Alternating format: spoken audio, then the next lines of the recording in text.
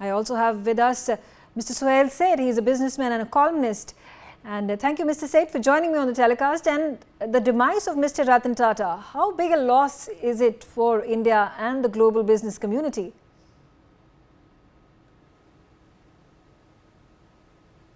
I think Ratan Tata's demise is a monumental loss for humanity. Forget just one country or, whatever. And I think we were blessed that he was Indian. We were blessed that he lived amidst us. We were blessed that he did all that he did beyond business for the community at large, for society at large, to help the less privileged, to help people who needed succor, who needed help.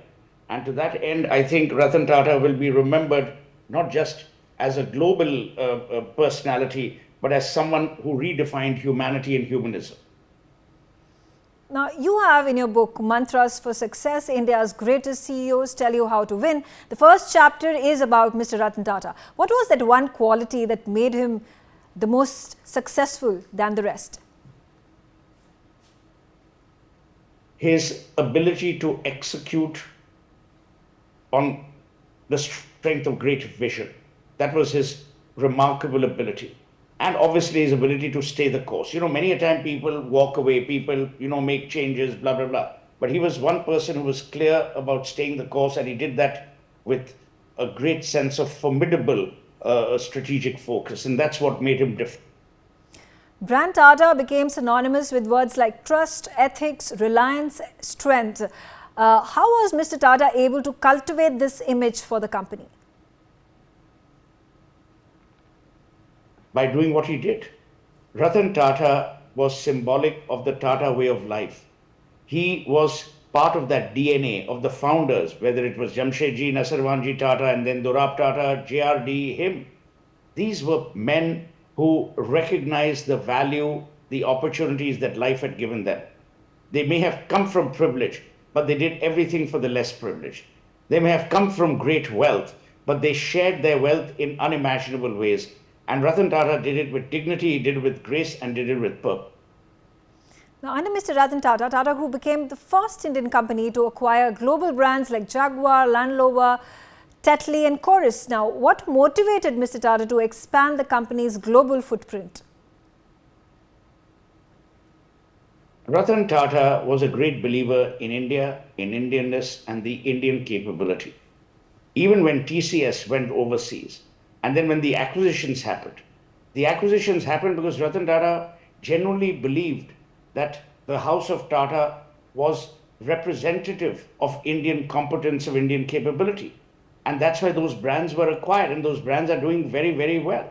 Absolutely. Now, you yourself had the privilege of spending time with Mr. Tata and getting to know him at a personal level. Could you share with us some anecdotes and tell us what kind of a person he was in his personal space? As I've said, and I've said it ad nauseum, he was a human being par excellence. He was a devoted Indian. He loved his country.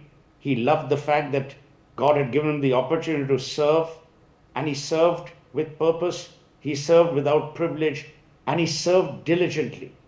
It was a large embrace where he wanted to include people. He was a greatly inclusive human being. And to my mind, we have lost in him one person who could have defined and who did define the true Indian values of integrity, of commitment, of purpose. Now, you have been the champion when it comes to campaigning for a Bharat Ratna for Mr. Tata. Should it have already been conferred upon him? And how can more momentum be gained to persuade the government of India to do so? So first, I did not comment, I did not campaign for Mr. Tata's Bharat Ratna. After his demise, yesterday at 1:06 a.m., I sent out a tweet where I said that, Mr. Prime Minister, there is no one more deserving of the Bharat Ratna than Ratan Tata. And that is my belief. Ratan Tata would have never asked for it. Ratan Tata would have never sought it. He wasn't that kind of person. But we've given Bharat Ratna to people who are far less deserving. And I think it's time that the government recognize the contribution, because in giving him the Bharat Ratna, now posthumously, they will actually create an inspirational tunnel of hope, of value systems, of integrity. And that's why it's important. And how do you see the future of Tata Group after the appointment of Noel Tata as the successor of Mr. Ratan Tata? I think Noel is an extremely diligent, dignified human being in the mold of the House of Tata. And as a Tata, I think he will bring great continuity, he will bring great resilience, and he will bring great fortitude to the House of Tata and to the Tata Trust. And there is nothing that would make Ratan Tata happy wherever Ratan Tata is today. For more such videos, subscribe to the NewsX YouTube channel, hit the bell icon.